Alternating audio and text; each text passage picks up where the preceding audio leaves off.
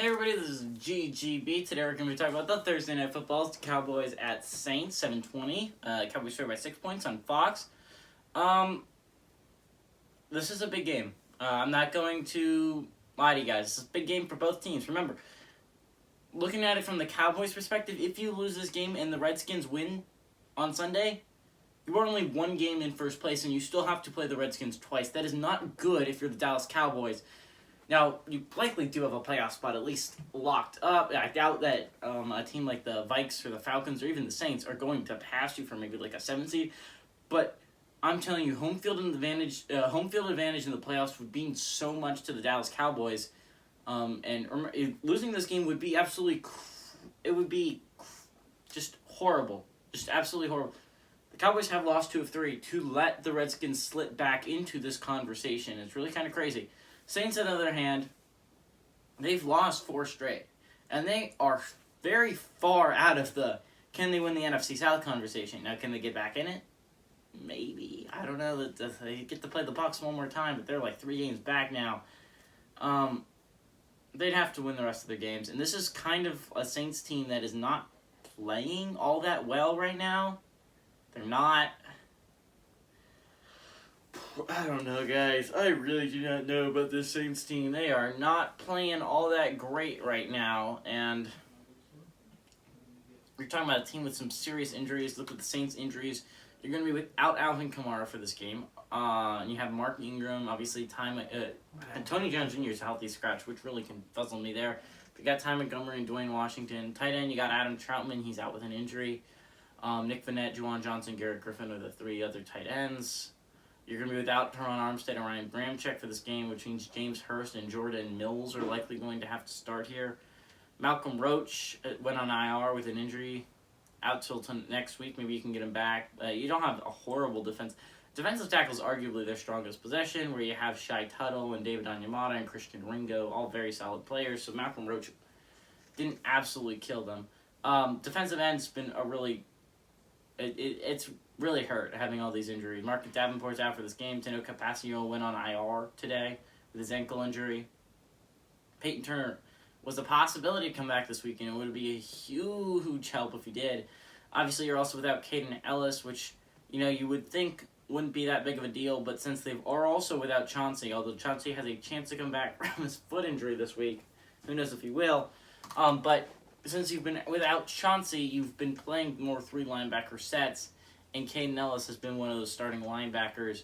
So now, if you can't return Chauncey, you have the choice between either going back to a nickel defense entirely and either putting P.J. Williams, J.T. Gray, or Jeff Heath in that little spot, or maybe even Bradley Roby or Adebo, depending on who's not starting. Or you could go to a 3 linebacker set and you have to start Zach Bond. None of these options are great to me. I'm really worried about this football team moving forward, guys. Look at the Cowboys. They have some significant injuries, too. Blake Jarwin was supposed to come back this week, and then unfortunately he got COVID-19, so he's going to be out for probably 2 weeks still. All right, Cooper's coming back for this game. Though him and Malik Turner were listed as questionable with illnesses, but they are both supposedly back. Cedric Wilson is unfortunately going to miss this game with an ankle injury, which means you're going to have Amari Cooper and Malik Turner, luckily, though, as well as CeeDee Lamb and Michael Gallup and Noah Brown and Simi Fehoko. Cedric Wilson being the only major loss, really. Defensive end, you still have... DeMarcus Lawrence, this is his first game back. Randy Gregory is still out with his calf injury. Mazur Kamara is a healthy scratch for this game, so you're going to have, obviously, DeMarcus Lawrence and then backing up Terrell Basham, and then Dorrance Armstrong and Chauncey Golston on the other side.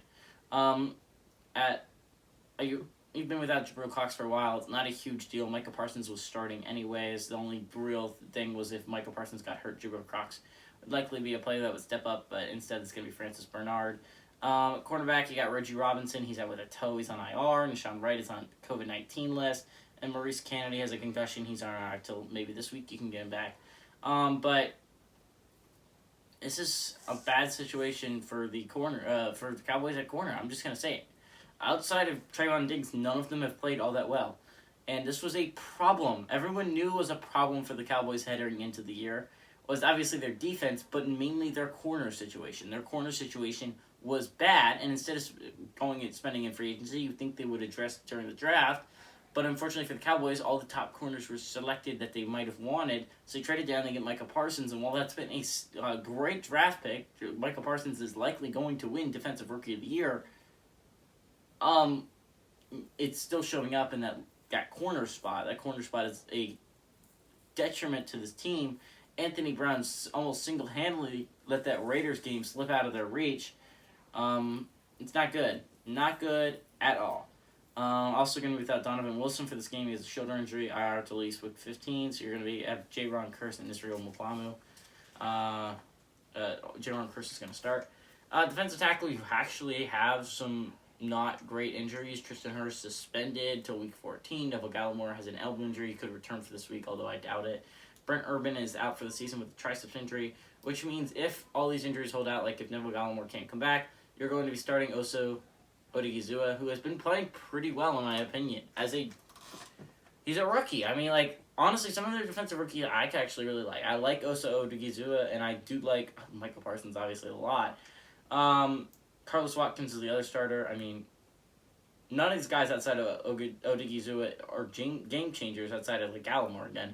Justin Hamilton, Quentin Bohanna. Again, these guys are not going to change your team all that much. They're not game changers. They might be solid players, but they're not going to bring a spark offensively that Odigizua and Gallimore and even Tristan Hill and Brent Urban bring. I got both these games wrong. I picked both these teams to win on Thanksgiving. I got both these games wrong last week. I honestly don't know what to say. I'd like my Saints to win, but I'm just looking at it from a realistic perspective. My Saints are too hurt.